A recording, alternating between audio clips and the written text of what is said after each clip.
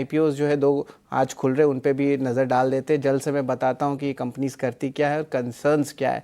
सबसे पहले अगर बात करें, पाटिल ऑटोमेशन, बिजनेस पूरी तरह ऑटो सेक्टर में है ऑटोमेशन का, लेकिन रेवेन्यू कंसंट्रेशन यहाँ पे बहुत दिखने मिल रहा है और इंडस्ट्री में कंपटीशन है, वैल्यूएशंस बहुत महंगे हैं।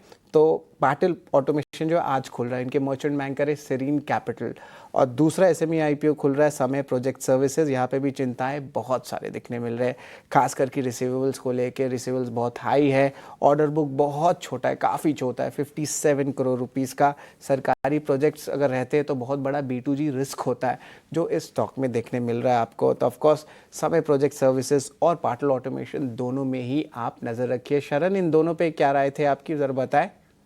तो शायद दोनों पे मेरी अवॉइड रेटिंग ही थी, वो जारी रहेगी। क्लियर अवॉइड है दोनों। पाटिल की आप रेवेन्यू देखें, ईयर ऑन ईयर फ्लैट, एक क्लियर स्लो डाउन दिख रहा है पूरे ऑटो सेक्टर में।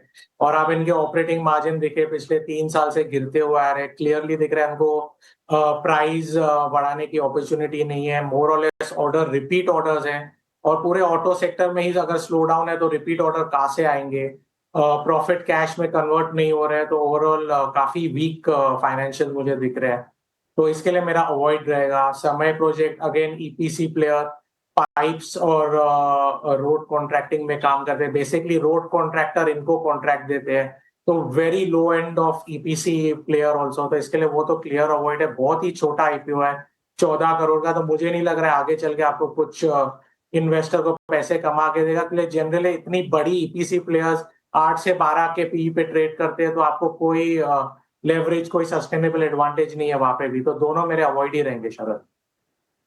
स्टॉक्स पाटिल ऑटोमेशन और समय इंजीनियर्स दोनों पे ही जो है अवॉइड की राय है। लेकिन चलिए एक छोटा सा ब्रेक लेते हैं, ब्रेक के बाद जल्द लौटेंगे।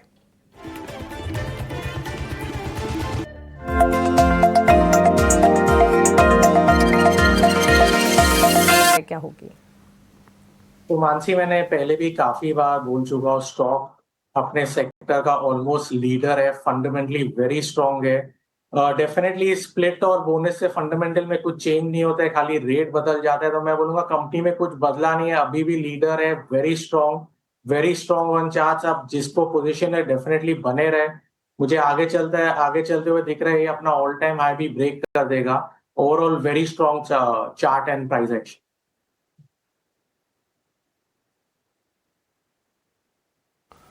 ठीक है, बजाज फाइनेंस को लेकर ये व्यू 933 रुपये भाव हो जाएगा, 110, क्योंकि आपको एक के बदले अब 10 शेयर हो जाएंगे अगर हम बोनस को और स्टॉक स्प्लिट को मिला दें तो। प्रशांत जी, इंटरग्लोब एविएशन पर जरा एक व्यू दीजिए। हमने गिरावट तो इसमें देखी है इसके हायर लेवल से, और एक तनाव ये बढ़ रहा है कि अब ये ईरान और इजराइल के बीच में जो संघर्ष अगर ये बढ़ता है तो निश्चित तौर पर जो ऑपरेटिंग कॉस्ट है, अगर कोई विदेश अगर जाता है तो उसके लिए थोड़ा सा बढ़ जाएगा, क्योंकि एयर रूट्स वगैरह चेंज है। ऑलरेडी हम देख रहे हैं कि पाकिस्तान के एयर स्पेस तो हमारे लिए बंदी है, अब और घूम फिर के जाना पड़ेगा एयरलाइंस को। आप किस तरह से देख रहे हैं इंटरग्लोब एविएशन को? ये 4% की गिरावट तो हमने शुक्रवार को देखी है, क्या फर्दर आपको इसमें कमजोरी दिख रही है? अगर हाँ तो फिर ट्रेडर कैसे उसका इस्तेमाल करें? तो यहाँ एक पोजिशनल नजरिया शेयर करना चाहूंगा। अगर हम देखें 5100 स्पॉट लेवल, ये एक बहुत अहम सपोर्ट है। मुझे लग रहा है जब तक ये बरकरार है तो कोई मेजर डाउनसाइड नजर नहीं आ रही। अगर 5100 क्लोजिंग बेसिस पे ब्रेक हो तो मुझे लग रहा है शायद हम जहां 200 दिनों की एवरेज प्लेस थे करीबन 4800, वहां तक जा सकते हैं। बट फिलहाल करंट लेवल के हिसाब से 5100 पोजिशनली एक बहुत स्ट्रांग सपोर्ट है।